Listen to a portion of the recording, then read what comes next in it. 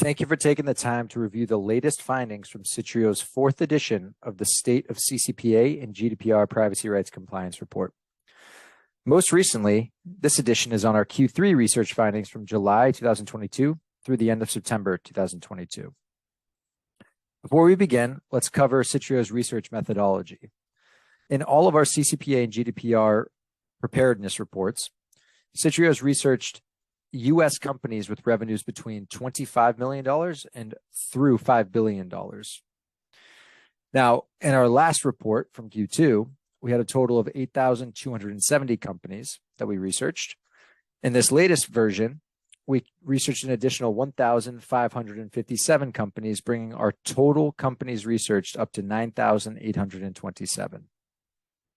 Now, our research investigated many readiness factors, like reviewing of a company's privacy policy, CCPA and GDPR guidance in the company's privacy policy, when applicable, any mechanisms provided for DSAR compliance, among other publicly available information that indicate a company's readiness. Below are the three tiers that we have bucketed these companies into. The first being non-compliant, when there's no mention of CCPA in their privacy policy. The second is manual, which means that they mention CCPA and or GDPR, but provide manual mechanisms such as an email address, a toll-free phone number, or a web form for DSAR compliance. And thirdly, compliant, which is a commercialized or automated system that redirects CCPA and GDPR DSAR requests to a privacy rights management solution. Now let's dive into CCPA first.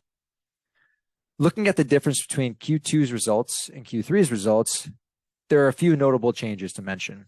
First, you can see that the overall non-compliant bucket increased from 50.13% to 52.34%, as well as pretty stagnant change between automation and compliance from 8.85% to 8.2%. Looking into the top three verticals for CCPA, this doesn't come as too much of a surprise, as we've seen this in every report that we've released. Business services and retail remain the top 1 and 2 spots from a vertical standpoint in terms of progression or progress for CCPA compliance.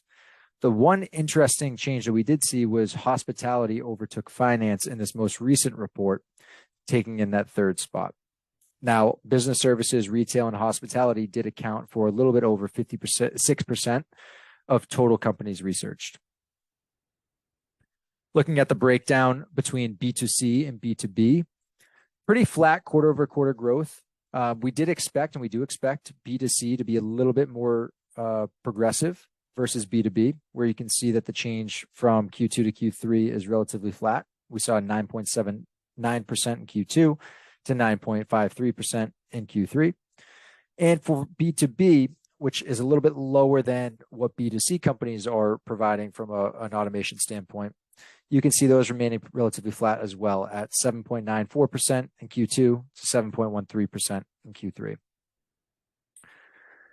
Lastly, for CCPA, let's look at the breakdown between employee size. Now, we broke this into two buckets, companies with 100 to 1,000 employees, and then companies with greater than 1,000 employees. So first, for the 100 to 1,000 employees, we see that smaller size companies are more hesitant to implement a commercialized solution for DSAR compliance, down to 7.2% from right around 8% a quarter ago. Similarly, we're seeing that almost 54% of companies are non-compliant, which is up from 51% a quarter ago. Looking at the other bucket of companies with employees over 1,000 employees, you can see that, as expected, there are more companies that are adopting commercial solutions, which is right around 9.64%. Interestingly enough, though, you still see around 50% of companies that are non-compliant in this employee size range. Flipping over to GDPR, let's walk through these results. Now, from Q2 to Q3, we see just over a 1% increase in percentage points of companies leveraging commercial solutions for DSAR compliance, up to 6.73% from 5.56%.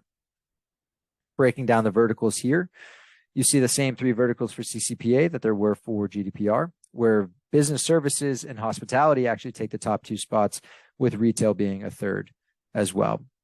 Interestingly enough, business services, hospitality, and retail account for over 66% of the total companies in our research. Looking at the breakdown between B2C and B2B for GDPR, this you can see more of an uptick for companies leveraging commercialized solutions. Now for B2C, you see more of a flat quarter-over-quarter growth from 8.33% to 8.45%. Now B2B is where it gets interesting, as we do see this increase taking a larger jump from 4.11% up to 6.18%. Looking at the employee size breakdown for the 100 to 1,000 employees, in the first bucket, we saw a slight increase of just over 1% of companies using a commercial solution. Whereas with companies with more than 1,000 employees, just less than 1% increase of companies automating their DSAR compliance. So it went up from 6.36% to 7.19%.